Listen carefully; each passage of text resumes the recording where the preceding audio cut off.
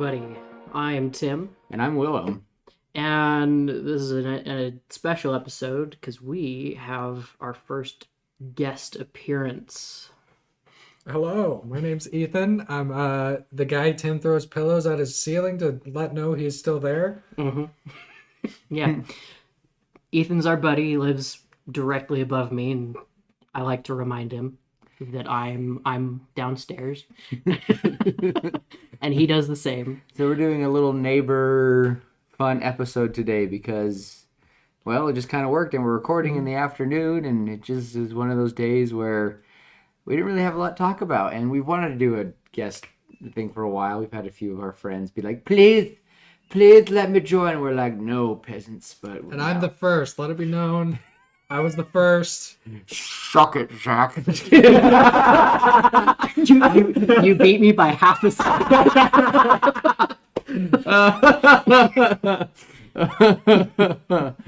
Also, disclaimer, Zach. This wasn't planned. It was just kind of happened. So get good, scrub. It just happened. So Ethan was not formally asked. It just happened. But we are still happy he's here nonetheless. That's what happens when three of us are not busy and Zach is busy. Yeah. Well, thanks for having me here, guys. Yeah, Well, of course. so this is a few. So Ethan, you were the one who gave us the idea for Percy Jackson. Percy Jackson, and you know, just I don't know. I'm just curious. How did you? We never really talked about, it, but how did you like that episode, or So, at least that I discussion? really liked the whole discussion, actually. It was a good commentary on how a lot of books don't get good film adaptations, whether that be maybe they don't have enough screen time for the movie that they're trying to make based on the book. Because I know that was the case with Harry Potter. And when I think about books that have movies that follow closely, I always think Harry Potter. But if you go back and read the book, there's so much they left out. Like, you could have made every one of those movies into 2-part movies based on the book they were written on. Well, let's Or look more. at Dune. Like Dune right now, Dune's not 2 books. I think this has been so far. I still need to go see it, but so far this is just the first book, and we might not even be done yet. And I'm okay with that. If I don't know, I like it. I think they tentatively announced part 3, if I'm not I mistaken. think they did, and it's a part 3 to the first book. We're Which not is crazy. done. Yeah, and imagine. Well, me and Tim had a week last night. Basically, I was saying goodbye to him, and we ended up talking for 40 more minutes about Brandon Sanderson and actors we want to see in his books. And we are going to have a Brandon Sanderson day because I've learned something this past probably 2-3 weeks. People around this country love Brandon Sanderson. I didn't think he was that popular. He's not just a Utah icon. I thought he was. Not just a Utah icon. He is bigger than that. Well, in which is 2016 or 2017 or 18, when I first 2017, yes, because that was the summer where I worked completely. Yes, so 2017, I was getting ready for fall semester and I wanted a book, and someone suggested The Way of Kings. That was the first book by Brandon Sanderson I ever read. Mhm. I was bored first time, but his books are so good. The second walkthrough, and definitely great for listening. Brandon Sanderson, if you ever listen to this, I want to meet Michael Kramer. That's all I'm gonna say. But back then, I kid you not, I swear he wasn't that big 8 years ago. Mhm. But now he's just Staying on the topic of Brandon Sanderson for a second. My best friend Jonathan, he spent probably a year trying to convince me to read Mistborn. I'm still working on my sister. And finally I got access to it and I read it, and it became my favorite series of all time. The first 3 books, right? The Final Empire, the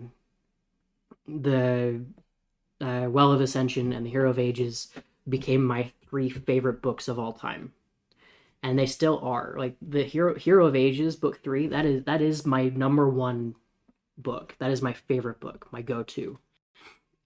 And hearing that we're getting a live action adaptation where he's in the details of it makes me so excited. If they can treat it like Dune, we will have another Dune experience. We will have fun reasons to go to the movies. And there was a point where Marvel was giving us those. We were excited. Now we're not. But looking at Oppenheimer and Barbie, those two movies that just met, I like walking to the theaters and seeing everyone there in all their outfits was awesome. And Dune, going to see people, everyone excited to go see Dune and going to the theaters again. I love it.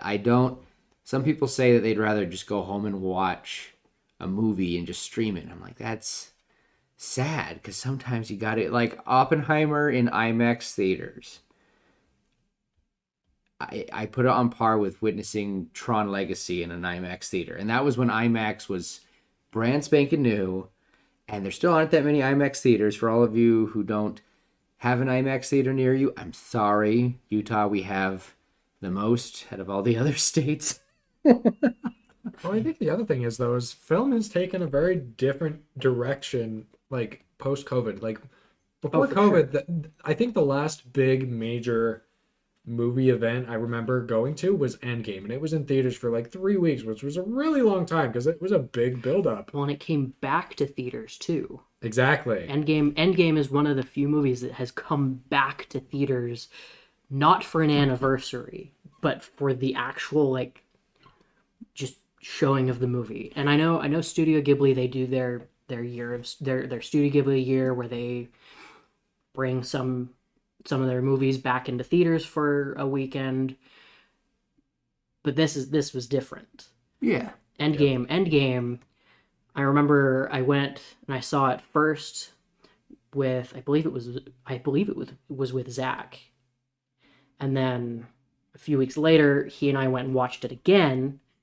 And then when it came back to theaters with new post-credit scenes, we went on a double date. He and I had our dates, and we went to the theater in South Jordan at Jordan Landing, the District, and we watched it again for the third time. and it was huge. And that, I think that was an example of a movie that the hype for it, the build up to it was amazing. And it followed through. We got an amazing movie. We've talked about, in our podcast, we've talked about a lot of movies that we've had amazing build up, and then it just sucks. The movie is just terrible. Where it just really disappoints us in a lot of ways. I'd say Kung Fu Panda 4 for me was one of those. I was actually pretty excited because the way that they did the trailers for it made it seem like it was going to be amazing. It was very deceiving. And then it let us down, as we talked about last week. Well, we'll talk about trailers, and I think trailers they need to stop wasting money on advertisement and trailers and focus more on the movies and actually telling us what it is, and stop spoiling the movies with the trailer. We watched, you and I, the other night, we watched the trailer for Empire Strikes Back. Yeah. And watching that, and it's like, it spoiled nothing. Nope. We saw the characters. It was the amazing fanfare music that everybody has grown to love. We saw our favorite characters. We saw a few scenes that, showed us this is Star Wars. But it didn't spoil anything. Recently, in recent years, all of the trailers we've gotten have spoiled a major part because they're like, we gotta hook the audience. They change it so that you don't see what it actually is. Like thinking about most Marvel movies, they'll change a scene. They'll make it be like, oh, this person's in this scene, they're not. Or they'll add the people in later. It's, I just want to know the story, and I want to know what's gonna. I don't really know what's gonna. My parents always tell me about the time where the first Predator movie came out. Nobody knew what the Predator looked like from the trailers. They just hinted that this thing was hunting them down, and it was terrifying. Even I can't think of the word. Advertising was all centered around this thing is watching you. They would show pictures of them in the heat vision, the predators do. And it was amazing. And then when you finally saw that thing, you're like, good gravy. Mm-hmm. It's ugly. And And it just like added to the mystique and made it that much more terrifying. yeah, and it because you was didn't really know. cool. You'd see, I think they might have, I think when I watched one of it, it did show its claws and you would hear the clicking, Yep. but that was it. So, And they used to be really good about teasing things. Like they'd show you just a little piece. They'd be like, "Okay, Uh-huh. here's a little tease," but that was usually like the second, maybe the third trailer if you got that far. But it had to be like a big movie. Like I remember the Endgame trailer. Sorry, I keep going back to Endgame. That's like the biggest movie that I can remember. But like they didn't spoil anything. Like they didn't even show anything past the first half of the movie in the no, trailer. they were too scared for anyone to realize what it is. They really tried. They kept the time travel thing Yeah. a secret. And it's the only reason I knew that the time travel was happening is because someone leaked, and this is why I stopped going. I remember the leak. And I shared a post. I think I shared those images in a post and said, "I'm calling it right now. Captain America is going to end up with Peggy, and you all can come back to this." I have to find that post because my sisters looked at me at the end of the movie with Peggy and Captain America dancing, and they were like, "How did you know?" And I'm like, I'm a magic man. "I'm a magic man. I could see that. The magic man."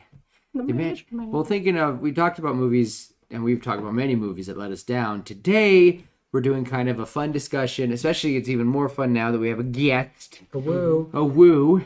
And today we're going to talk about movies that when we went into them, we were completely ugh. And when we left, when the movie was over, we were like, wow. So instead of it being high expectations, leaving sad, we're going in with low expectations and being excited. And well, Ethan, you want to you want to hit it off first? Sure. I don't have a lot of movies in this department for me. Most movies typically meet my expectations, but one of the movies, especially for me, was Cruella. I remember when I first announced Cruella, I was like, really? Like, why are we doing, like, backstories for villains? Because I remember this was during the era, like, The Lion King live action came out, and they were doing a lot of live action adaptations, and some of them were hit, and some of them were big time miss. And I was like, I don't need to know why Cruella de Vil wants to make dogs into coats. Like, it explains it in the movie. It seems pretty self-explanatory, self-contained to me. And then I walked into it and it's like, oh no, there's a lot more behind this than I thought. Like, and I walked out, I was like, I'd watch that again. And you know what? I did. One of my other friends invited me, literally not even a week after I'd seen it the first time. I was like, yeah, I'll go again. I'll watch it again. Yeah. I think you told me that. I heard it's the Disney's version of Devil's Wears Prada. So it's a fashion thing. Okay. So fashion, girl comes into fashion, she's kind of low, looked down on, and then you got the higher woman in charge who ridicules her and she shows her up. That kind of thing. So is that kind of on the mark of the movie? I think so. Okay. I mean, I want to watch it. I love Emma Stone, so.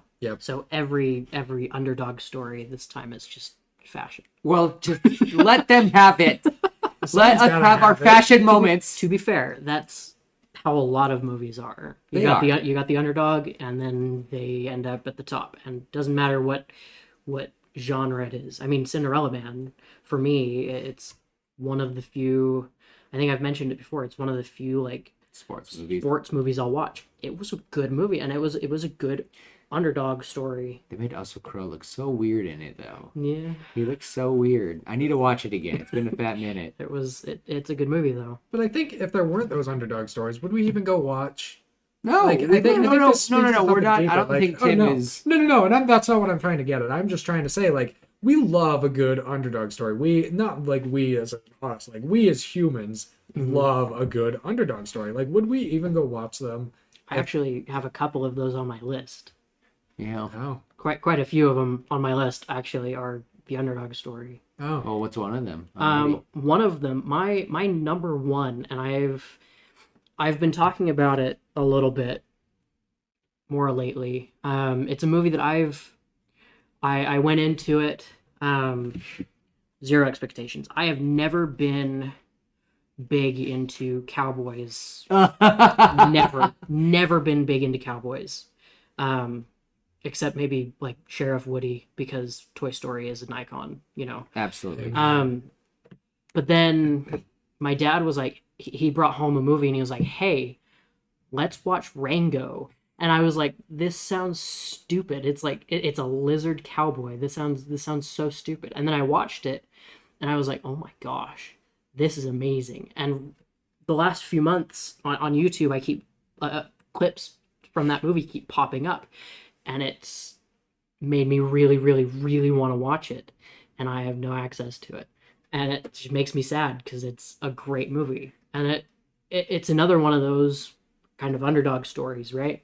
Where you have, not quite underdog, but No, he's pretty. he is kind of the, I don't know. It's not quite the same as an underdog It's story. the trope of the I have this fake facade, but I turn into the facade. Yes, I become the legend, and it's right. I was very surprised too. I put it on that list when we talked a little bit about it last night. It's definitely up there for me. I think we streamed it on, not even streamed it. I think it was back when we had HDMI, not HDMI. Oh, what's the cable machine called? Oh, because you could record on it. The VHS. HTV. Oh, HD TV. HD Oh, there it TV, is. something like that. I don't know anymore. I'm old. But we could record it, and my little sisters, they were young, they were little, and they were like, "Oh, we want to watch this." And I was like, "Okay." It's because Nickelodeon was showing it because it's a Nickelodeon movie, and I was like, "Oh my gosh!" And I watched it again less than a year ago. Mhm. I watched it on Netflix, and I was like, "This is so good! It's so good, very interesting." Concept. I love the concept of how the townspeople use water as currency in the middle of the Yeah. desert, but yet I love how he finds the spirit of the West, and it's just Clint Eastwood. Mhm. And I think I don't think they actually got the voice of Clint. I don't think Clint Eastwood was the voice, but I just love that it was his characters, just this rough cowboy just talking to him, and you gotta do what you gotta do, sort of thing. Mhm. It's a good one. I like it. Well, and all of the characters They're so ugly. so fleshed out. They're all unique.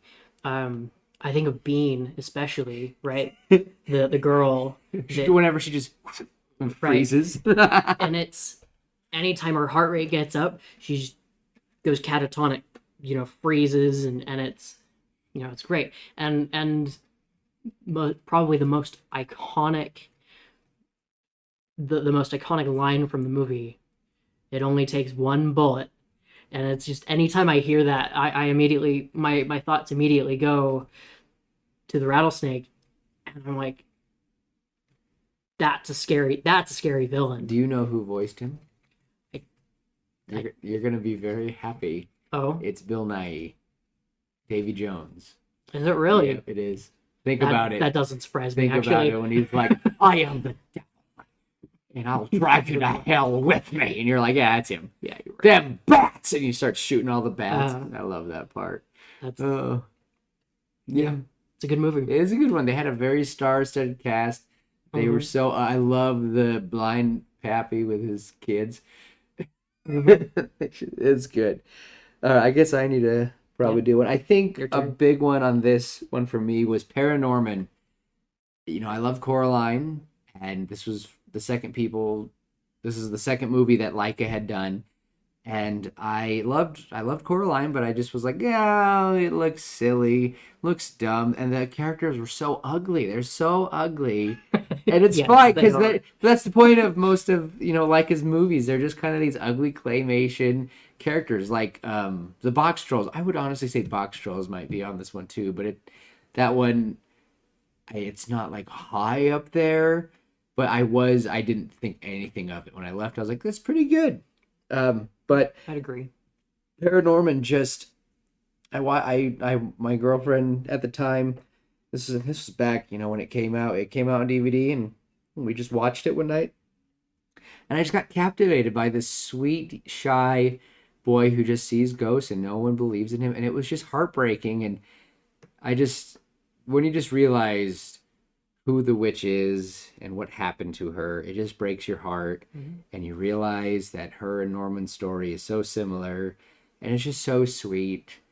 and I loved it, and I think about it often. I think it's right up there for Coraline and Kubo. I think it's one of Laika's best. I wish Laika did more, because Fox Trolls and The Missing Link for me were just But Paranorman, loved it. Loved all the characters. It makes me laugh so hard.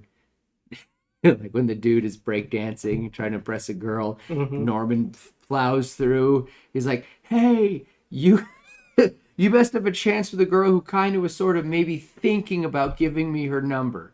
And I was like, "You're stupid." But yeah, Paranorman. Apparently, Anna Kendrick is Yeah, one of the she's voice yeah, actors. she's the sister. Yeah. And then I just love the big football player at the end. She's been trying to hit on him all night. All night she's just trying to hit on him and get his attention. And he's like, "You're really fun to be with. My boyfriend's going to love you." I die every time I hear it because her face is like, she just accepts it and walks away all dejected. I'm like, now that was funny because I did not see that coming and it was perfect. Oh, Avon, you got another one?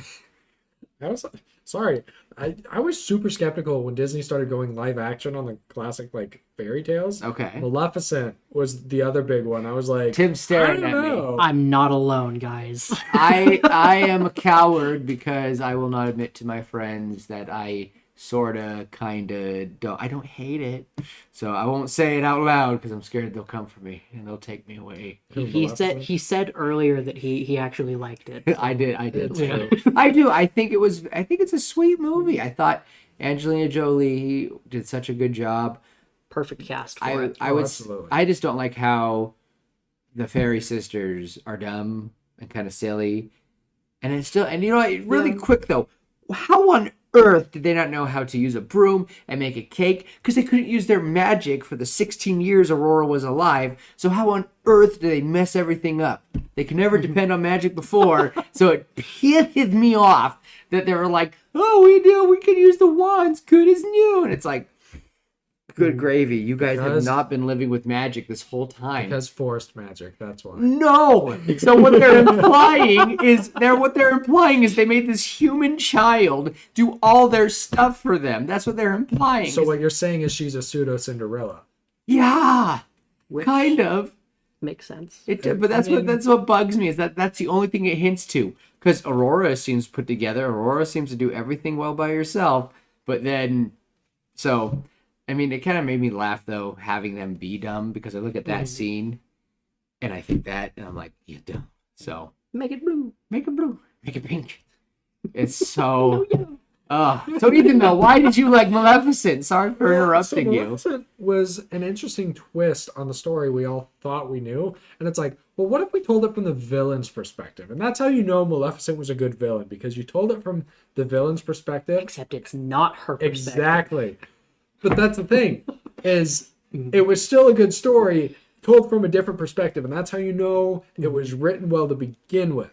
And then there was the twist with True Love's Kiss, because, honesty alert, I thought when Maleficent walked in that room, when Sleeping Beauty's passed out, I was like, oh no, this is going to be one of those kiss scenes. The message is going to get passed on to me. It's going to be awkward. Yeah, I'm not going to know how to feel. And then it wasn't that way. And I was like, See, whoa. I never thought, because Maleficent was a mother. I can't believe I never thought. I'm on your side, Will. But I get it that you're Yeah. like, okay, Maleficent could kiss her because Maleficent is immortal, so maybe she could have fallen in love. But I'm like, no, But also, there was a lot of movies pushing that kind of a message along at the time. And so Yeah. in the sea of all that, it's like, oh, shoot, it's one of those scenes. Because I also think I had a foul taste in my mouth from Solo, A Star Wars Story.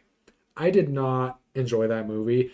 And it was so Disney, but in a Star Wars package. It was stupid. Like, there's that one scene where they're sitting I at a haven't seen campfire there's this one scene about halfway through the movie. They're sitting around a campfire, Han Solo and the love interest for the movie.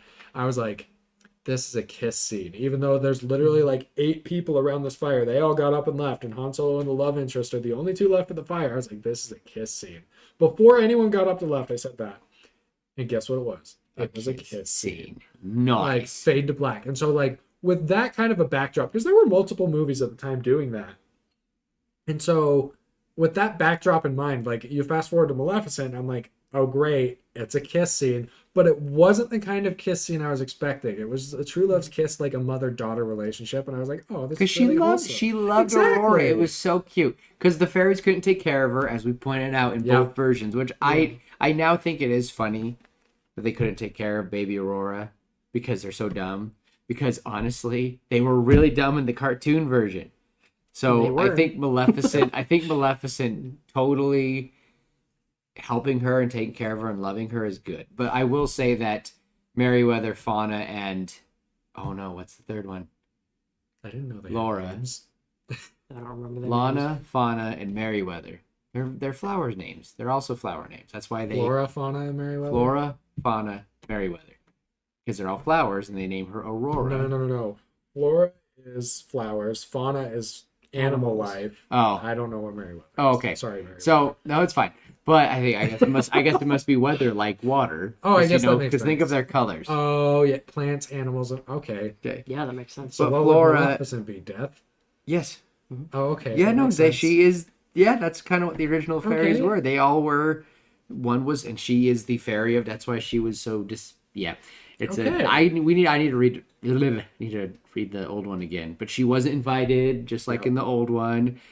In the original story, Maleficent wasn't invited. She got offended, and when they did give her a plate, it was a crappy plate or something like that. My sister loves it. She goes off about it all the time.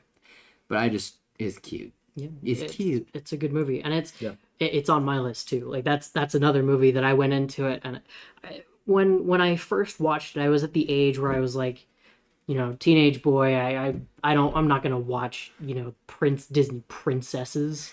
I'm not into that. Ew, gross. I've always loved them.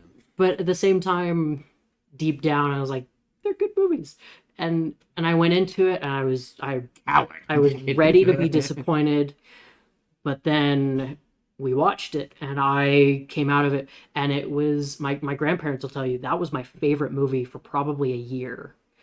It was a good movie. I wanted to watch it all the time because it was so well done, so well put together. The characters all felt real, and the story of Aurora falling in love with Prince, what was his name? Prince Philip, falling in love with Aurora, and all of that stuff going on. It was just awesome, and it was a beautiful retelling of a classic Disney story that a lot of people really enjoy, and it put the twist on it. It put a really, really interesting twist on the story, and like you said, Ethan, it wasn't from the perspective of the king and queen. It also wasn't technically from Our Maleficent's Maleficent. It's the perspective. It was Aurora's point of view. It's her story. Which is She's probably more close to what actually happened. Well, that's what they're saying. Uh-huh. It's like this is Aurora remembers it, but it just history changed it. yeah. Because Aurora wasn't the victor, and history is written by the victors. Yes. And it was it all in all, it really was a good movie. But I will say Maleficent is one of my favorite Disney villains. If you look at Yes, the old Disney movie, I agree. I thought, my sister will also say that we love Maleficent in our home. Maleficent is probably one of the biggest reasons why my sister and probably myself love dragons. I thought that, and also I will always think, like, if we're gonna talk about Disney moments that inspire me, I think an underrated one that most people don't think about is Prince Philip and charging the dragon. Because he went through the thorny gates, he gets his sword, he gets his shield, and he sits there, and Maleficent appears, and he says, "Now you have to deal with me." And all the powers of hell turns to the dragon, and he doesn't hesitate. He just goes in, gets knocked off, and he has faith in that his sword will fly true. The fairies bless it, and he wins. Boom. One of my favorite Disney moments, like just a prince that didn't give up. So do you think the Disney version is written by from Prince Philip's perspective then? I don't know because I haven't seen the second one. So does she die in the second one? I haven't seen the second. Oh, the second Maleficent. I didn't know there No. was a second one. The second Maleficent is also really good. Okay. It is also really Okay, good. don't tell me then. I won't tell you. It's good though. Okay. So, but does it The kind of villain is not who you think. Oh, and it's awesome. I Okay. love it. All right, I'll have to. Mhm. Is it on Disney Plus? Should be. Okay. It's a Disney movie. Well, they didn't put Cinderella on there for the longest time. They It's finally on there did. now. true. I'll have to add it to my ever-growing list. of movies I Cinderella wanna is watch. definitely there. Right. Mhm. Well, I think another one on this list that I was very surprised of is the newest Jumanji with Dwayne Johnson. I really thought it was going to be dumb, but I love it. Maybe even more than the original. I haven't seen the second one of theirs, and I should, but I think they had a good thing going. Like it was another one of those movies that wasn't Marvel that everyone was going to and laughing. And I was so shocked. Even when I saw the packed theater, I was like, this is not going to be as good as people say. And yet, I love it. I own it because I loved it so much. But I think my favorite part is my few favorite parts of it is the nod to Robin Williams and implying that he was sucked into that world in a way, and that Jumanji is alive and changes, and we don't fully understand it. And also, when they finally win, they're like, "Oh, we won! The game's over!" And then they all realize, "Oh, we have to say the name of the game." And and it just makes me it made me tear up the first time because I'll never forget when Robin Williams' character Jake is cornered by the hunter, who essentially is his father, like an evil version of his father, and he rolls the dice. He doesn't see them go, and the hunter's going on is like, "You will never be a man." Any last words? Any last words? And he says Jumanji, and I don't know. I just thought the connection was so beautiful and so well done. His name is Alan. Alan, what did I say? James, Jake. Oh no, that's the name of the hunter. Oh no, is he Clayton or what's his name? Clayton's from Tarzan. Clayton's from Tarzan. I don't He remember has the a hunter's weird name. I just remember Alan Parrish. Alan Parrish. Thank you. Is Parrish Lane. Yep. Yeah. But no, You Alan. did there. No, you're right, Alan. Because Mhm. thank you for reminding me that. That would all these people listening would be like, yeah. Well, and I I remember also like watching it, and they get to this little hut home thing that Alex had made, or Alex had been living in. Alan. No, Alex, the dude, the new Played guy. by Nick Jonas. Oh, Yes. okay. Oh, that's right. He had found Alan Parrish. That's right. his- Alan Parrish his was place, here. Yeah. his home, and we saw carved into it, Alan Parrish was here, or whatever it Yeah. says. And I remember my dad, when we watched it, my dad was like, oh, Oh. Because where did Alan go for those 15 years? and it was that is a really good movie. It was a good nod to it, and I think Robin Williams would have been happy, even though many people don't like his role as Alan because he's not as funny. Because he really isn't. If you really think about it, Alan doesn't make that many jokes. It's his more like because he's just trying to survive because he has the hunter chasing him. I think that was one of the best villain reveals. Yeah. Was when he says someone from your past is coming to get you, and they go, who? And he goes, the hunter, and I forget his name, and I can't remember right now. And it's don't get mad at me, everyone. It's been years. Well, there's an easy way to look. Thank you for checking. I don't want to grab my phone, but when he just says the hunter's name and the bullet flies by his head, and you're like, oh my gosh, he was being hunted by some big game hunter just because he's like, oh, loved it. Oh no, I loved it. Was it Bentley? No. It's some weird, like British title almost. Google's British. I'm gonna beat you to it. There's Exterminator. No, that was just the Exterminator. It's not showing me. IMDb, you failed Van me. Pelt. Yes. Hunter Van Pelt. Oh yeah, that's right, Van Pelt, because pelts are the hunters. Oh, yeah. Yes. And it's funny because because Van Pelt is the same actor. The dad, he's like Captain Hook.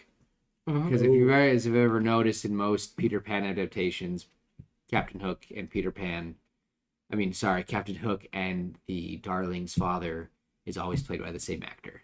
Mhm. In the Oh, Disney, really? yep, in the Disney version, same voice actor. If you watch the 2003 live action one, same actor. And if you watch any Broadway play or musical, Father is always played. Um, Mr. Darling is always plays Captain Hook because he was the villain in his children's mind. So that's Oh the man. and that's kind of what and that's what Van Pelt is he is a Jumanji knew that his father wanted him to be a man, and it made an antagonist that was his father. It was an evil version of his father Mhm. chasing him. Huh. And so that's why I love the scene, because when he beats the game and everyone gets sucked in, you see Van Pelt's head go in, you hear a knock on the door, and it's his father. And you're just like, oh. So, anyway, that's why I loved the new Jumanji, because it made my love for the old one just even bigger. So, sorry about the Jumanji rant, everybody. Good. I think for me, another one of these movies that's on my list, um, is it's not a movie. It's a TV show, but it was a movie earlier on. It's a series of unfortunate events. It's the new show with Neil Patrick Harris and Patrick Warburton. Um, A lot of Patricks. really good show. The movie, okay, so growing up, right, my dad really loved Series of Unfortunate Events with Jim Carrey. One of the first book series I've ever read all the way through. Yeah, and it was cool. It just scared the crap out of me when I was a kid. I was terrified. Anytime my dad would say, "Let's watch Series of Unfortunate Events," I'd be like, "No thanks. I'm gonna go play with Legos. You can watch." Um, and then, as I've gotten older, it doesn't scare me anymore, and I enjoy it. It's fun. It's a fun telling of the story, but it misses so much.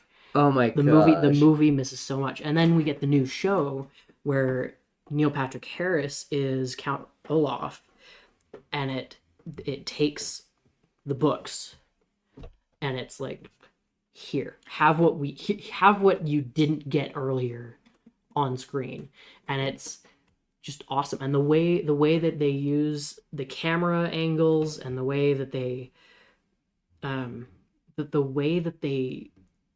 just creatively made the scenes feel fun but also kind of serious was awesome. And then there was a bunch of twists way at the end of the series, and it was crazy, and it was great. And I'm not going to spoil it for anybody who hasn't seen it. I need to read the books again. It's good, and you need to watch the show as well. Okay. It's actually pretty good. So I think about that's a good thing you can talk about series, because I thought that one was going to be dumb, No, but that's good to know that you liked it. It That was- makes me it was kind of want to actually go good. watch it. like I said, I was not excited to start watching the show, and then my brothers were like, "Stop playing with Legos and come watch a show with us." I was like, "Fine." I came in. I watched the first episode, and by the end of it, I was like, "Let's watch the next one. Let's do it. Come on." Do And it was awesome. And then I think we spent like the next 4 weeks watching them every day that we could. Growing up, I had a screen time of a half hour of screens a day. And when I moved in, when my parents got married and we moved up to this area, that went from 30 minutes of video game time to just straight up 30 minutes of screens. When I lived with my grandparents, we'd play our half-hour video games, and then we'd watch TV and whatever for as long as Grandma and Grandpa would let us. And my mom was a lot more strict. She doesn't care for TV very much. Doesn't like video games. We have got her to play a few, like Boomerang Fu. with us. That one. But anyway, we spent like 4 weeks just watching a series of unfortunate events, and it was just awesome.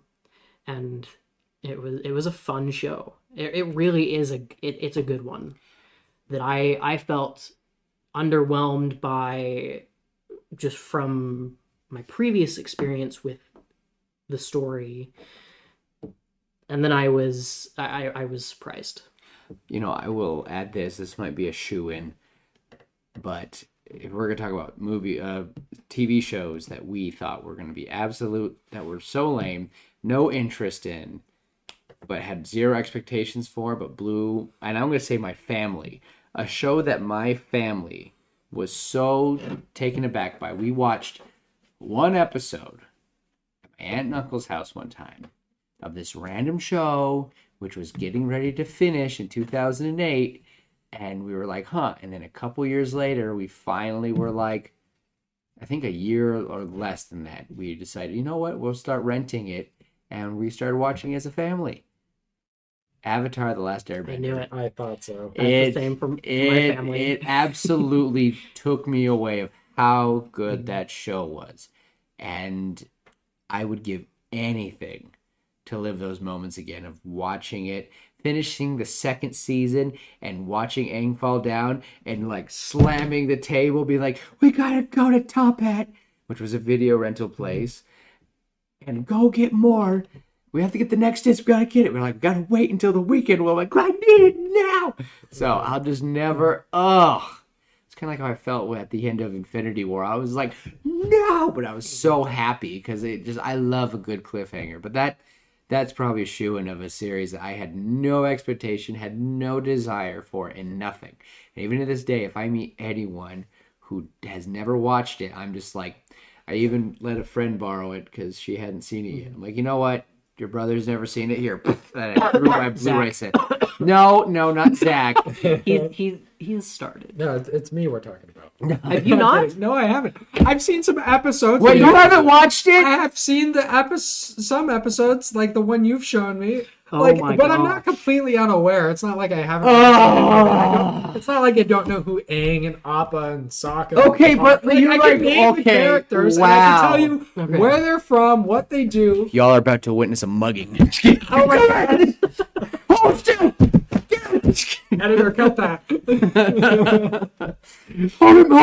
Hold me back, Tim.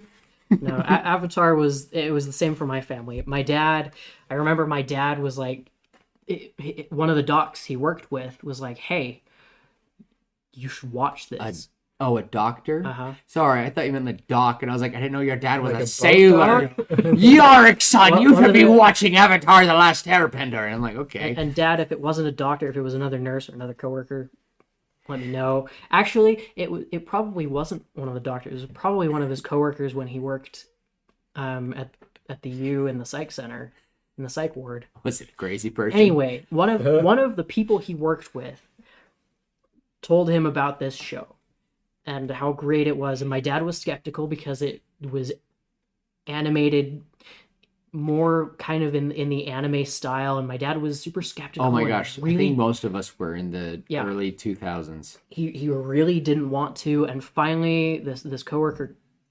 convinced him, and he loaned it to us, and my dad came home, and our next movie night, my dad was like, hey, we're gonna watch this show, and my brothers and I were all like, weird but okay. It sounds kind of weird, but sure, let's watch it. And then here I am, 10 years later, probably more, and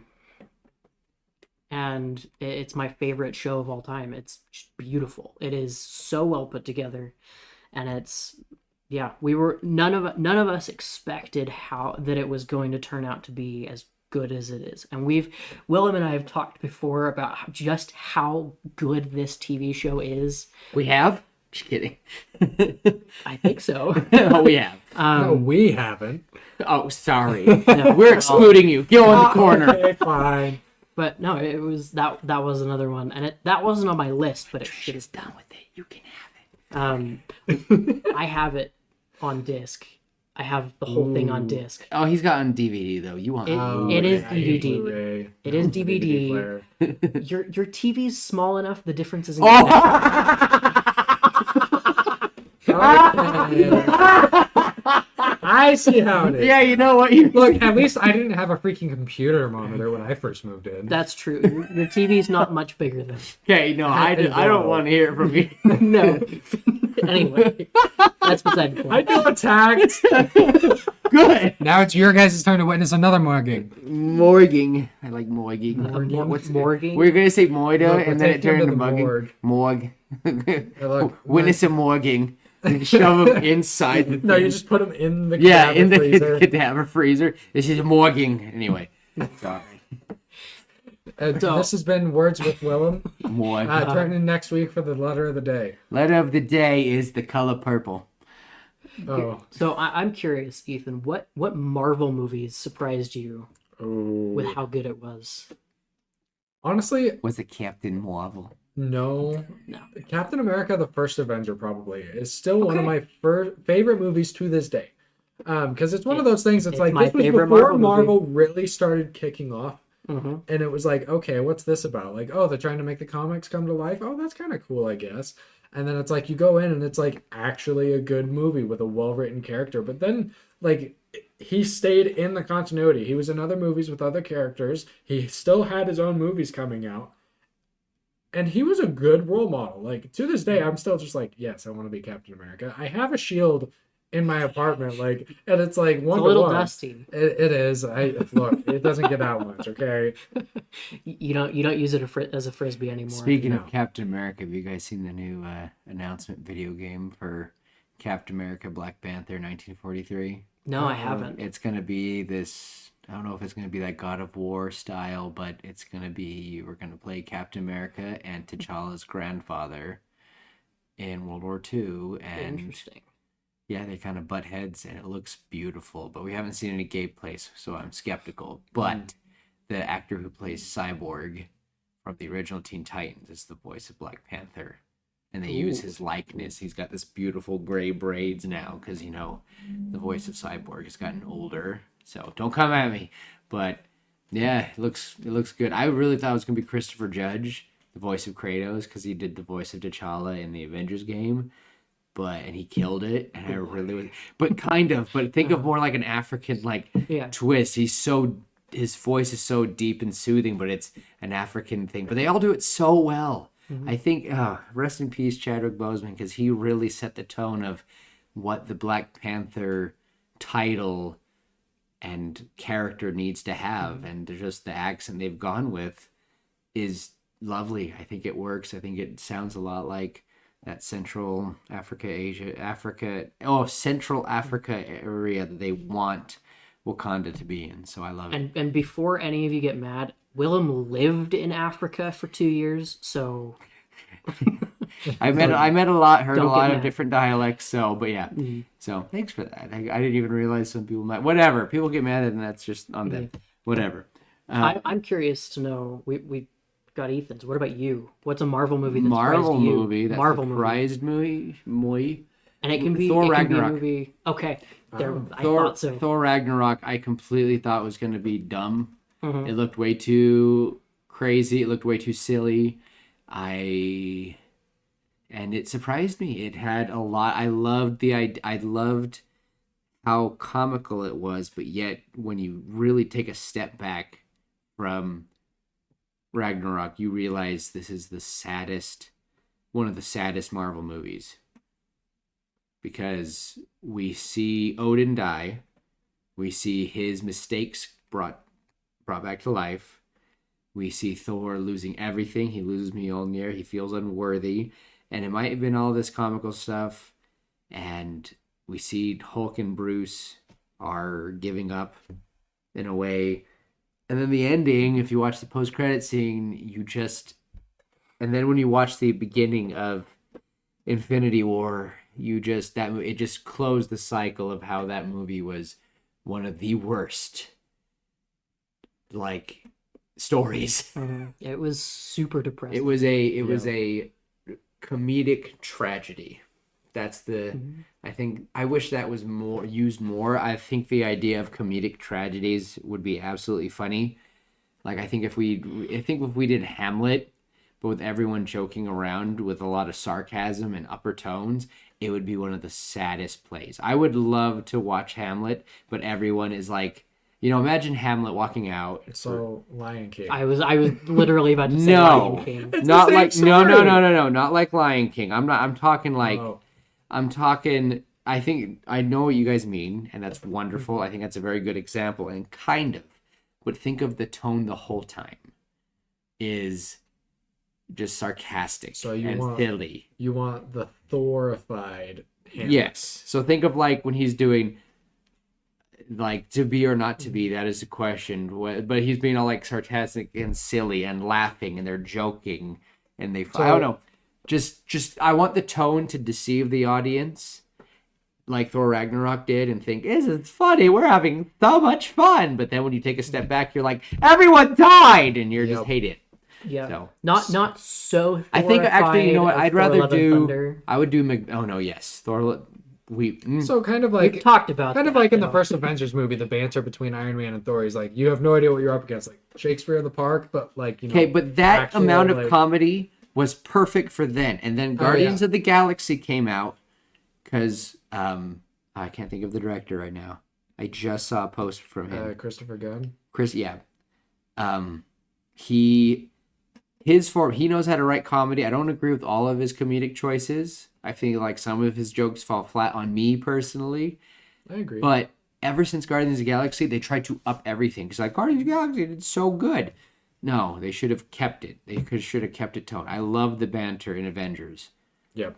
Like, Well, and all of the Avengers movies have kept their tone.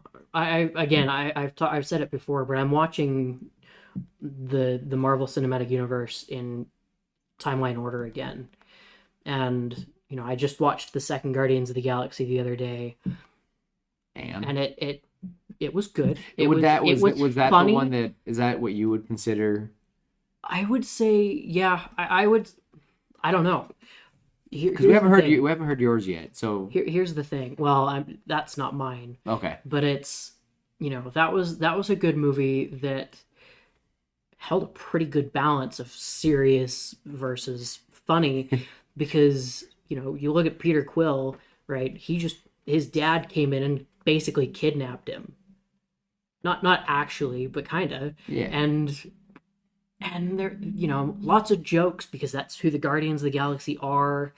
But then there were also there were a lot of really serious scenes, especially the one that comes to my mind in particular is when Ego is telling Peter that about his conquest and how it pained him to kill Peter's mom. Oh, and all the bodies of his And all the bodies, and it was just like that was a scene where it was, it took Guardians of the Galaxy, and it took the funny and flipped it into so serious, but still in a Guardians of the Galaxy way. I've And always it was good. I don't know how you'd get away with this, but I've always wanted to make a movie that looked like a comedy, acted like a comedy, and was advertised as a comedy, but then halfway through it turns into a horror movie. Oh, I'm talking full on, like, aha, everyone's laughing, head or something, body gets destroyed in some horrible way.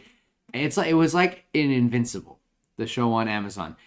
If you guys haven't watched it, it's wonderful. The first episode, you have this cutesy, like simple, like fun superhero story of this Superman type character, Omni-Man, and his son Mark, who's developing powers. They're so happy. They're going through. We see their Justice League fight someone, and we're having this wonderful thing. We're having this wonderful, like, world building, and it's just cheesy. It's cute. You have government agents and whatever, and you're like, okay, cool, whatever. And then it shows the title card, and you're like, wait, what? That's the beginning of the show? What are you talking about? Like, 'cause it's supposed to be the introduction of the show. And we're like 35, 40 minutes in. And then something happens, and blood, gore, bodies get torn apart, terrible, like, oh, this is why the show's TVMA. Okay, and it's a cartoon. But one of the most brutal scenes I have seen in anything, like if I were to see anything like this in DC or Marvel and it's not in the comics, I would poop myself. You know, I would be so shocked, like seeing basically Superman go crazy on the Justice League is basically what happens, and then the movie, and then the show ends, and the show just ends, and you're like, what? What did I just And witness? I loved that tone. It said, oh, you think this is your like average cartoon Saturday morning in your PJs eating your fruit snacks and your Fruit Loops? No, this is an adult cartoon, and you're going to learn today what it means to be traumatized. And an episode dropped today, and I'm really scared because last week's episode really messed me up, guys. I did not want to see someone get swallowed whole and then not be able to grow. It was no. I'm fine. I'm not fine. I'm not fine. So Tim, what was a Marvel movie? I think for me it was Ant-Man. Oh yeah. Oh, really? Ant-Man. Oh yeah. Yeah. The trailers, right? Oh. Everything. It was at the point where Marvel was still very serious, and then we get Ant-Man, and it's supposed to be super funny. You know, Did that come out 2015? Paul Rudd does a fantastic job. I don't remember exactly when it came out. I think I was in if- Africa. If I remember right, it's Zach's favorite Marvel movie for good reason. He can quote it a bunch. Whenever we're being butts to each other, we call each other hats. And if you don't understand, go watch it again and you'll understand. What? All right, I gotta watch it again. What? I said hat. Oh. So anyway, but it was a really good movie that I expected it to just be kind of underwhelming. I expected it to be a comedy, which it kind of was, but it was also a superhero movie, and it kept the tone that it set at the beginning of the movie. It kept the tone throughout the whole thing, and we're introduced to some amazing characters. I love Hank Pym. I love Hope Van Dyne. I love Ant-Man, Robert Lang. They're all just awesome. Great characters, great story. I'm really sad that in the newest Ant-Man movie, they kind of just ruined it. Oh gosh. We talked about that several weeks ago. Oh So I'm not gosh. going to get into it. Oh gosh. But Fine. the reason that you and I were so disappointed with that movie is because the first one was so flippin' good. And the second one, The I second- like the the second second one was one. also amazing. I thought the second one was well done. It had a good I wasn't too impressed with the second one when I first watched it. When I watched it a second time, I went, "Oh, this is actually very thought out and very smart." And the villain was, they bit off a lot where they bit off more they could chew with Ant-Man's powers and what he could do. They've cut a lot of corners in what could and can't happen. Because it felt so limited with just the suit, but now it's like whole facilities can grow and shrink and blah, blah, blah, and blah, blah, blah. And it's, Yeah. I think the little girl from the second movie, the villain that she became is probably one of my favorites. And I really was hoping that she was going to be in the new Thunderbolts movie. The Ghost. And Was it apparently really? she's not. And I don't know. We'll see, because Bucky's going to be in it. You have the Red Soldier, Red Star. Oh, the Red Guardian. The Red Guardian, Red Star's DC, sorry. So Russian. Ethan, you got another one? We got a few more in us. Well, What's an animated one? I actually really liked Lightyear. I waited until after it was out of theaters to see it. Okay. Because I heard a lot of things about Lightyear. I heard it was very heavy on the political messages and that kind of thing, and it was there, but not nearly to the extent that I had been told. And so I think, I definitely still walked away a little disappointed from it. So it wasn't like, oh man, this is one of the greatest movies ever, but it was definitely one of those movies that I walked out of it, I was like, that was actually a lot better than I was expecting. Like the bar was on the ground and now it's like at least at shoulder. Like, Okay. you know what I mean? Like, so it's not like, Wow, oh, so I your could walk under. expectation was so No, my expectation low. was so low. I was expecting them to bring a shovel. It was so low that whatever it gave you was bound to be better than what you expected. Wow, Exactly. that's Exactly. sad. Well, and that's the because thing. technically that counts for this Yeah. discussion, but Exactly. like, dang, that makes me sad. Well, because that's the thing is like I personally also think it should have come out like 10, 15 years ago, closer to the release of Toy Story especially after Toy Story 2. I feel like that's when it should have hit production. Because the whole thing at the beginning of the movie, it's like, oh, this is based on Andy's favorite toy, No, it's and not. this is that No, movie. it's And it's like, okay, but I don't know. I wasn't sure about the twist about who Zurg was. I was like, I loved okay, that's a it. little bit of a stretch. I will admit, I liked We- it. yeah. So that was our first. I don't know if you knew this, but that's our very first episode. Is Lightyear, Uh-huh. and just that movie I could talk about. I think I want to redo our first episode. I don't know. I'm not sure I do. Okay, I I just kinda- want to make it sound better because I feel like it was just a. I want to do a full on. I guess you're right. You know what I mean? Just some of them I definitely want to redo. I mean, I did like the story. I mean, I- it wasn't. no, I it wasn't a did. terrible story. I just think the It shouldn't have been. It execution- shouldn't have been Lightyear. Exactly. It shouldn't have been Buzz. Exactly. Some of these stories are one like what you mentioned with Cruella. You thought Yeah. it was a wonder. You mentioned before we started recording that if it would have been any other woman, like if it would have been not Cruella and it would have just been a random movie and outside of Disney, I would have enjoyed this movie regardless. It didn't Yeah. have to be Cruella. Lightyear could have easily been about because Any other everything. space That's the sad thing is it is so off from what we know about Buzz is that this if you would have slapped this into anyone and have Matt Damon been the main character because he's always the weird spaceman getting lost, I think it would have been a great movie with just without the name being Lightyear because it was such an original and far off idea. Why did you have to try to connect? Like if Pixar would have just been like, this is a story about an astronaut trying to get close to light speed, it would have been great. Yep. And he goes over and we have all this problems and the evil villain turns out to be him. Loved it.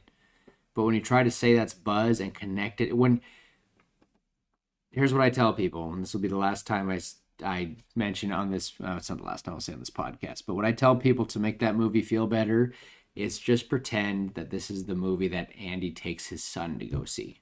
And that, yeah. and yep, see, That helps. makes a lot It more sense. helps. It helps way better. And if they would have just had a post-credit scene of Andy leaving the theater with his son, Yep. That changes the movie 50% already. would have. So- Yeah. Nope. We talked about Yep. this day one. I tell people that every time. If you want to enjoy Lightyear, just pretend Andy's taking his son to see that movie, and you will love it. That was almost a year ago. That was. We're getting. We're getting We're there. We're getting getting to there. Wow. a year. This is episode. 40 something. I can check. I think it's Right now. 37. This is episode. Come on. This is episode 38. Oh, I was wrong on one. 38. This Wow. is 38. I was wrong. Wow. No, 37. Woo! This is 37. That's right. I know my I math. read the 36 and I was like 37. So one more. Math. Yeah. Snacks. So, What about you, What? Willem? What was a animated movie that surprised you? I know there's one that you mentioned last night that I got on my list, but I don't know if it's on yours right now. Oh, well, okay, no, we said it was, you liked the first one. I thought the second one was going to be dumb. What do you think? Okay, hold up. Wait, don't tell me. Because originally, not what I'm thinking. I don't know okay, no, you say it. What were you The thinking? Bad Guys. Oh, yeah, The Bad Guys is pretty cute. It was a good one. I was surprised, but no, if we're going to talk about DreamWorks and movies, honestly, most of DreamWorks movies, I never go in thinking they're going to be that good. Guardians, I did not think was going to be that good. And holy crap, I left the theater completely like, wow. But I think the DreamWorks movie for me that I think I was so blown away with how good it was, even after I heard all the ratings and saw it, I should have gone in theaters. The newest Puss in Boots. I am so mad I didn't go see it in theaters because that was one of the best animated movies the past couple years. I can't believe it didn't win anything. It was so good. So good, so beautiful, so it just felt fresh. Disney needs to learn something from DreamWorks because, well, I can't say that anymore because we went and saw Kung Fu Panda and I was pretty upset. And they pulled a Disney. They did. DreamWorks fell into the Disney hole this year. So I hope that the reason why it was so bad is because most of the creative teams are working on the Wild Robot movie. I'm so I excited am for that movie. so That excited looks- for the it Wild looks Robot. So cute. It I looks hope it so becomes cute. another Iron Giant type. Like, It- this is a classic. You Uh-huh. need to watch this. If you don't know it, that's a movie night. I'm gonna guess too that the trailer we got is the first like 20 minutes. I don't think there's a few. I don't know. I really am excited, and it's funny because yesterday was my dad's birthday, and happy birthday, Dad! I was hoping to record on your birthday, but Happy birthday. happy birthday! But it's Happy funny because I birthday. got my dad and I, because they were fairly cheap. I got him little metal poster of the Iron Giant because that is one of the first movies I remember seeing in the theater. Like, if I go back through my memories in my old age and look back, I remember going to the theater and seeing that movie, which technically you might have been a baby, Ethan. What year was it? It's got to be like, what, late 90s, early 2000s? Like 98. 98 was when I was born. Early 98. So it's like, that. It would have happened that year. So you were a toddler then. Yeah. So, but yeah, it was either 98 or 99. Either way, I think it was 99. So you would have been a baby. 99. 99, yep. Because I went to the Spaghetti Factory Oh my gosh, I love that place. and I went and saw it in theaters with my dad. Well, and there's just something nostalgic about that particular animation style. It's just timeless. And it's funny Mm-hmm. because that technically didn't do so well. Yep. It's, yeah, I wish it did better. Well, I think can we each do maybe one more if you got any more in you, Ethan? I got one more, and it was Tron Legacy. Like, I didn't know what to expect when I saw Tron Legacy. I was like, oh, Tron Legacy. Like, is this a sequel? And I don't know if it was just because the people I was with didn't know or what, but I was under the impression this was its own original movie. Then I got done and I found out it was a sequel. So I went and watched the original. And even the original, for when it came out, holds up pretty well. I love Tron. Like, and then the second one came out. It's a 2008 movie, and the visuals still hold up today. You should have seen it in IMAX. Yeah. It was and it wasn't just IMAX. It was IMAX 3D Yep. at the Clark Planetarium in Salt Lake. It was the big round theater. Well, it I was was only so 10. awesome. I was only 10. This is when I'm still just starting to figure out the world of myself. I was 12 or 13. I was about to.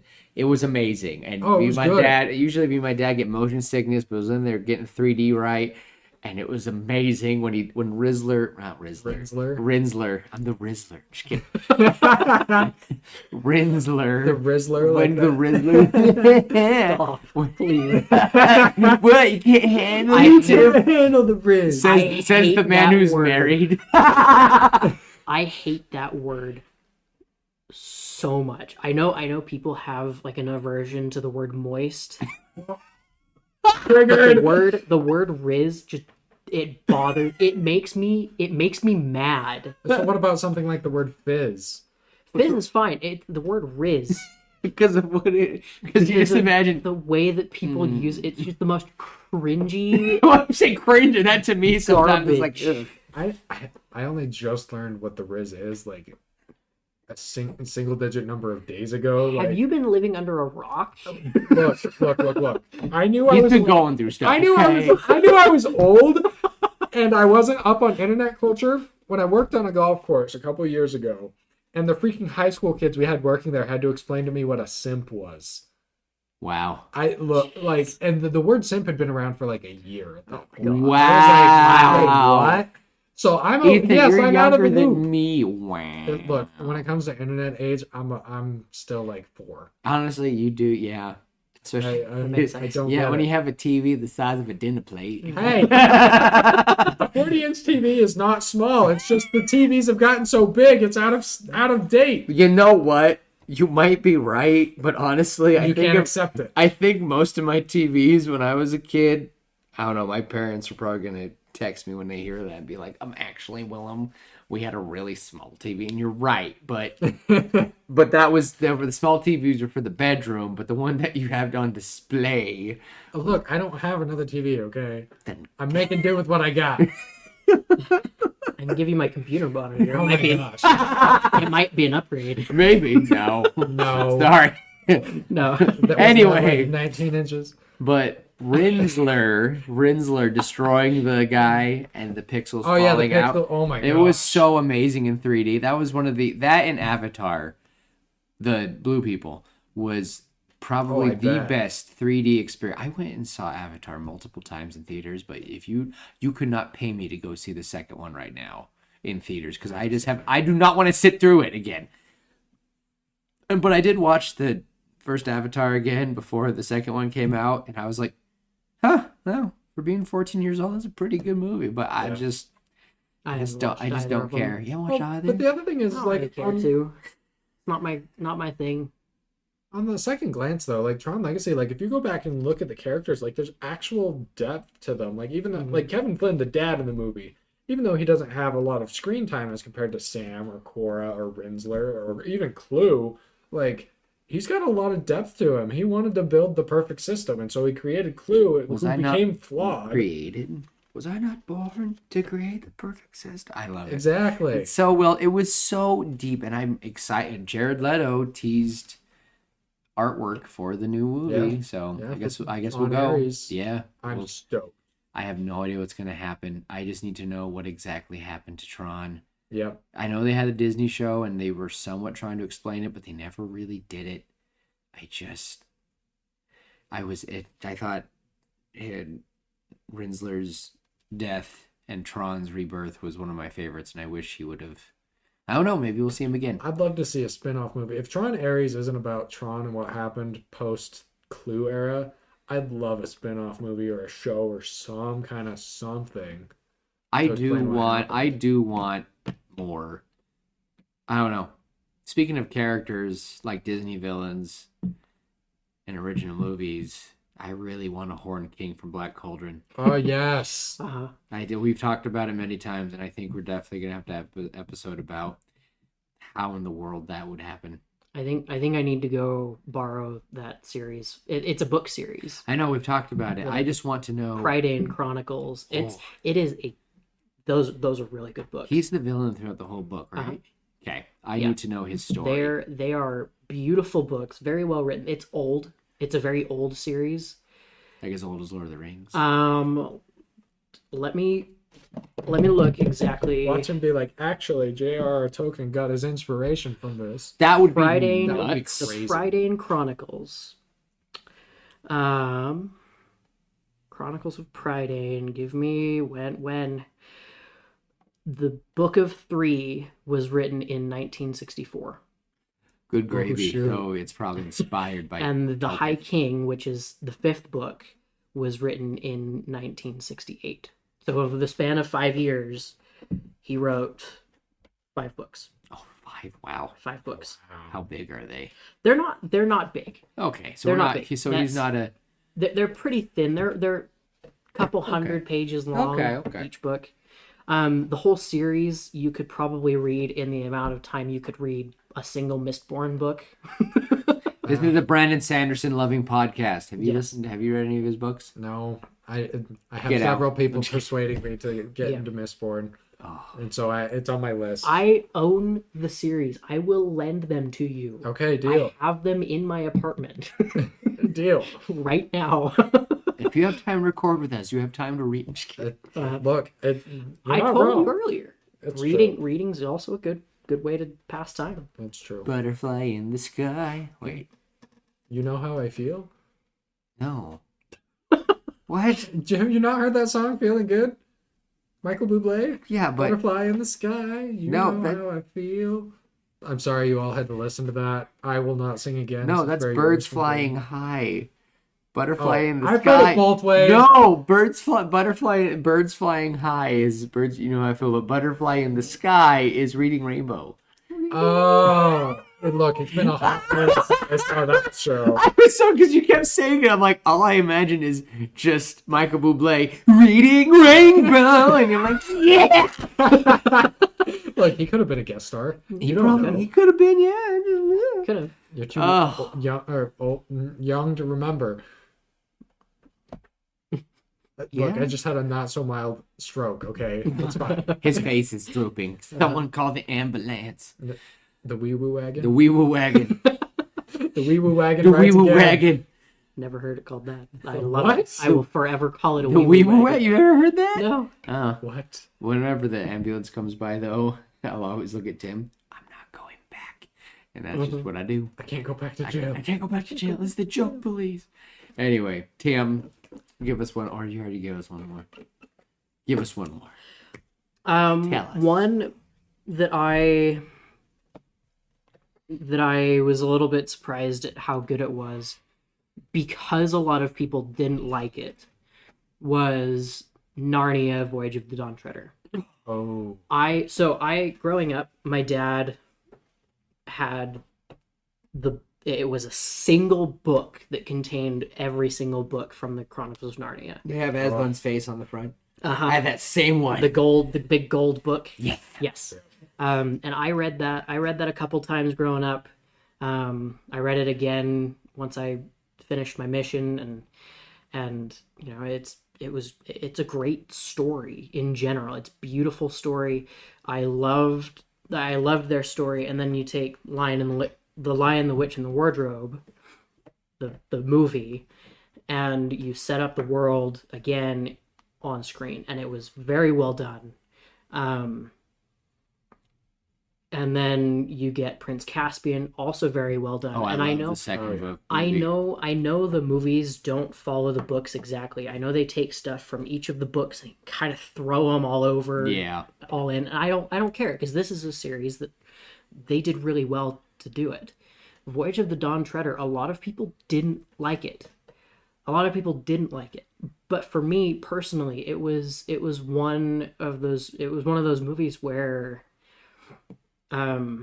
being a religious man, you know, it solidified my faith in a few things, and it just helped me realize a few things about myself and what I wanted from life, and it helped me realize a few things about my religion, right?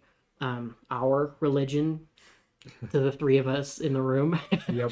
And it changed my perspective on a few things, and it was just very well done. The first time I watched it, I wasn't impressed, I wasn't disappointed, but as I've gotten older, the more I learn about the world, and the more that I grow and I learn just in general, the more that movie hits me in the soul.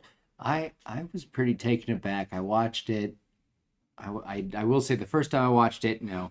Second time I watched it with a friend, and she was just finishing it, and I didn't really see I didn't see the beginning, but I watched like the second half with her, and I was just like, this is way better than I remember. It was very deep and very inspiring, and very I'm right there with you. It's a good movie to rewatch, because you'll learn something new every time. You're not going to catch everything at once, but it's got a lot.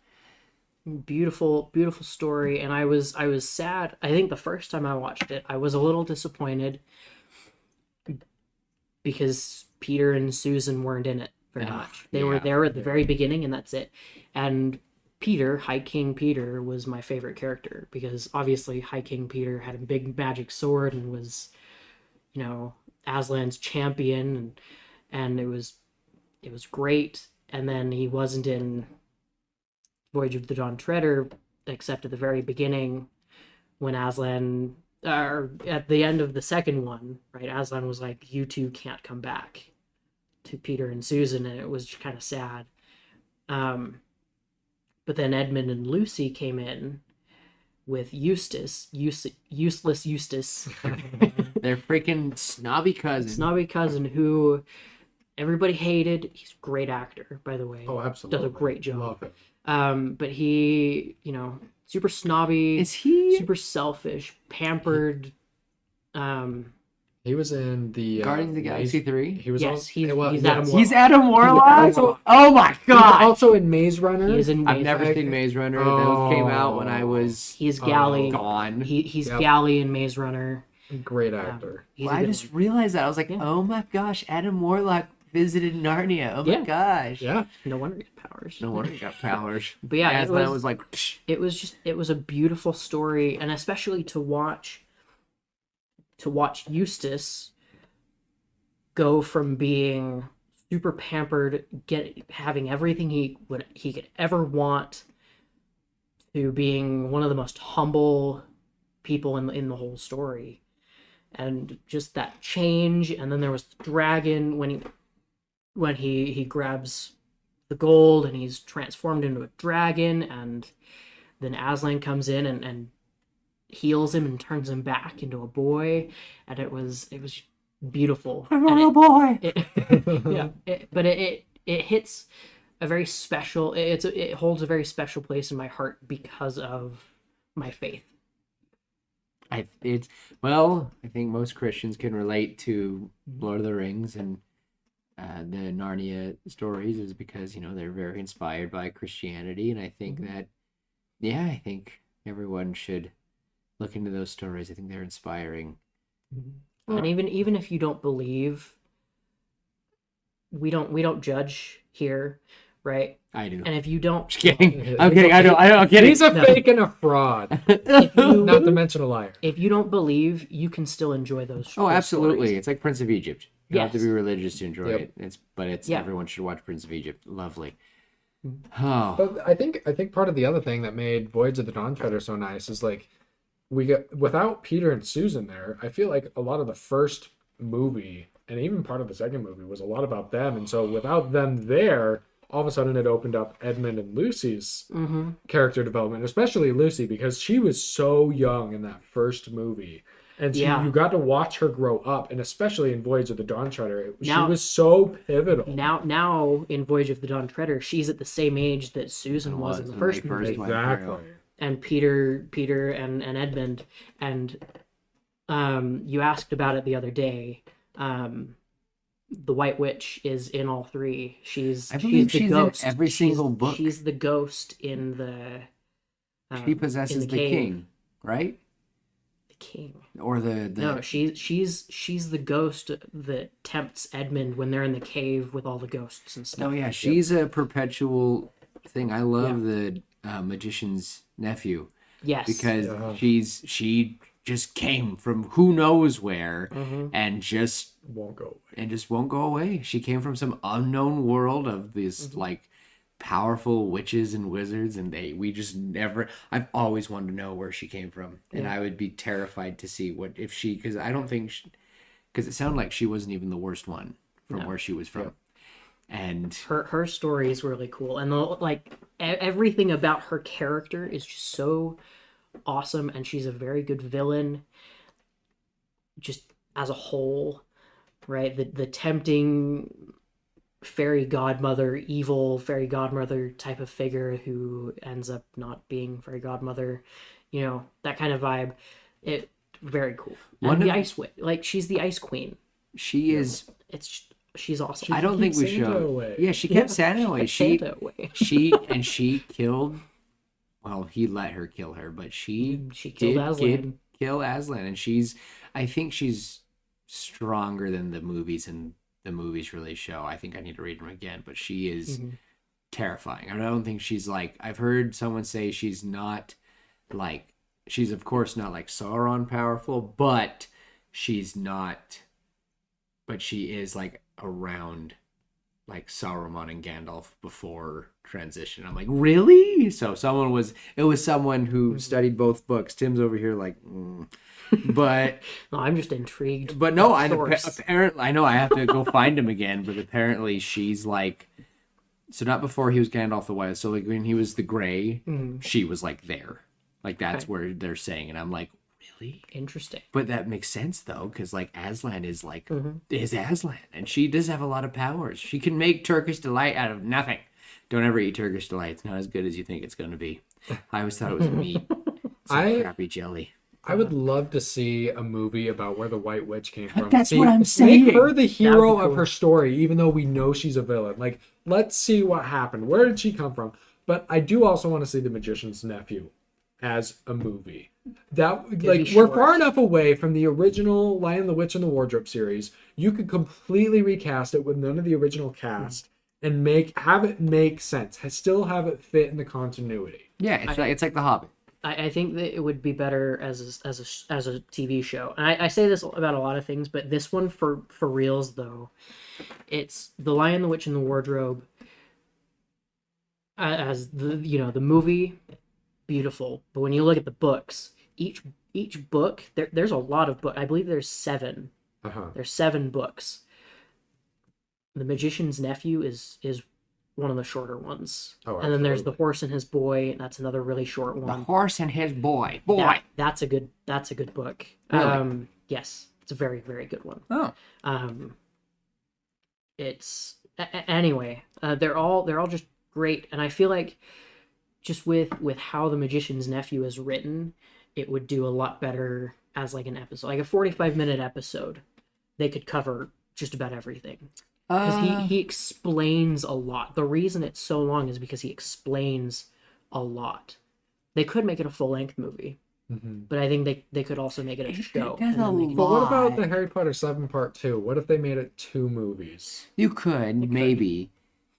We're going to see, I don't though, know. because they're going to redo Harry Potter in a series in the next 5 years, so we'll see how that goes. Well, I'll say, but I've said this a few times.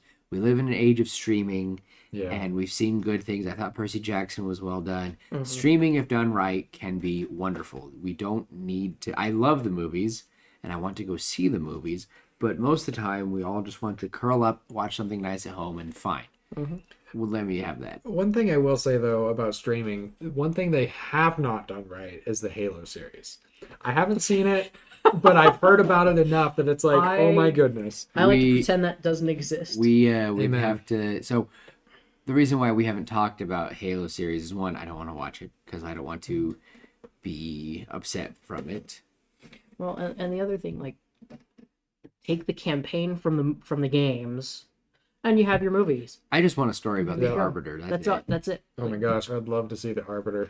I want to see what happens to him, but it's just dumb, and they don't listen to what fans want, and so Master here's Chief takes I want to his see. helmet off. So Ethan here is a Bungie fanatic. Bungie, who created Halo, because he currently plays Destiny. Destiny 2. Loves it. So I'm guessing you are like a big Master Chief fan. Like if I said Oh, yeah. Captain America would win a fight with Master Chief, you'd be like, what? I don't know. Yeah, That exactly. depends. Is Master Chief's suit on or not? The thing is, I don't. Suit on, Master Chief wins. Suit off. No, That's a They'd probably- toss-up. I don't Could know. be a close match. No. Because It's Master Chief without his suit is like 7.5 feet tall. He's yeah, just but a Captain mountain of America is a man. full-on like super like we don't Yeah. understand how strong he is because he's fighting suits like Iron Man and Spider-Man. and That's stuff. true. It's But true. But even if Spider-Man were to punch him across the face, he'd break Cap's jaw, but Cap would still live. That's what's Absolutely. crazy. So I don't know. Anyway, that's a bit, but you know what I mean. So anyway, so Ethan it's being, also- and this episode is a crazy random episode. So if you don't like it, whatever, you'll have many more to listen to. Also, thanks for making it this far. Thanks for making it this far. But Thanks for putting up with their first special guest. yeah. But so we'll do this question and then I'll go and then we'll be done. But my question for you though is, how offended are you with this statement? The statement that a director made of the Halo series is that the reason why they have Master Chief's helmet off so much is because they cannot show emotion without the helmet being off. So I get where they're coming from. They want you to be able to connect with the character. And I'm drawing a blank right now. Someone drew a comparison. I saw a YouTube video discussing this very thing. And they want you to be able to connect with the character. And how can you do that if the helmet is always on the character? Someone who you've never seen their face, you have no idea what they look like. How do you know if- Mandalorian! Well, that's Exactly. The Mandalorian, they did that. It was like, oh, they took his helmet off once, and it's like, oh, we finally know what he looks like. Is this going to be the trope of the series? Like, because they did it once in season 2. It's like, oh, is this the thing? And it's like, but the Mandalorian, you still connected with him, right? Yes. Right? Yeah. But you comes off in the last episode of season 1. Yeah, but that's Yeah. not. But we never. But but we Tim, didn't see it all Tim, season. it's No, only. There's a lot more to a person than just their face. No, I I'm keep just correcting because you Oh, said yeah. season 2. I keep forgetting that Pedro Pascal is the Mandalorian because it's Pedro Pascal. Anyway, I don't forget that, but I don't. Know I just can't. anything I else. was always so shocked. I'm like, oh, that's Pedro Pascal. Well, so with the Mandalorian specifically in mind, with the Halo series, it's like you can do a lot without a helmet. Like you could make the face mask get damaged. Like if you're really set on making sure that your audience can see it, you can damage the helmet. You can make it so you can see part of his face. You can use there's body language. There's a lot more to a character than just facial expressions, their eyes, what they're doing. Well, Like, did you watch Red versus Blue?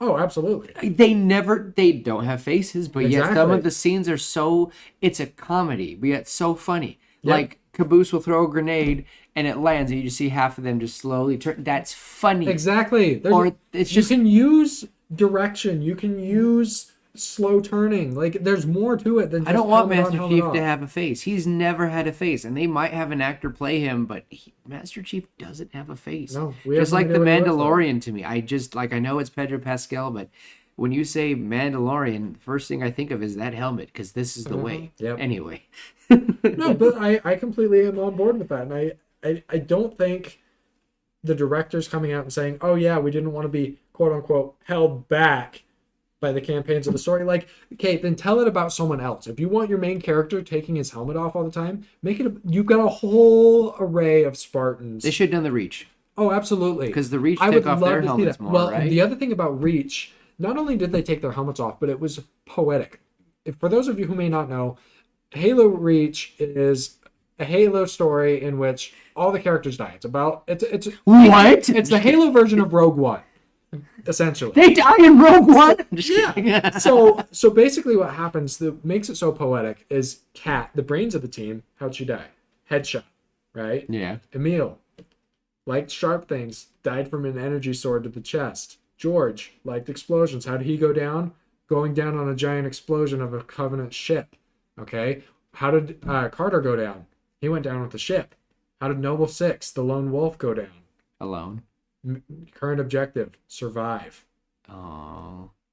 That's what made Reach so special, is because every one of them had a death that was poetic to who they were.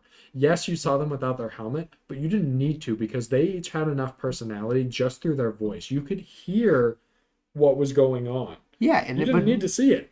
and that's why it bugs me with like the Mandalorian because I haven't seen half of the Mandalor's face, and I haven't seen most of the Mandalorians like their faces at all. Like the There's the big, armor, There's the armor. There's the big guy. There's the kids. Yeah, there's- and you're just bunch you of don't them. you don't need it, and it just bugs me Well- that they don't listen to. I think the point I was trying to make with that was, you as a fan are not happy with that decision, and it's bugging us that people don't listen to fans. And I do admit there are some fans who, if they were in charge, they would take it in a dumb direction. But for Yeah. the most part, the community, I will admit, like Star Wars, even though most people call the Star Wars fandom toxic, I really don't think they are. I just think they're just not happy with what you've done.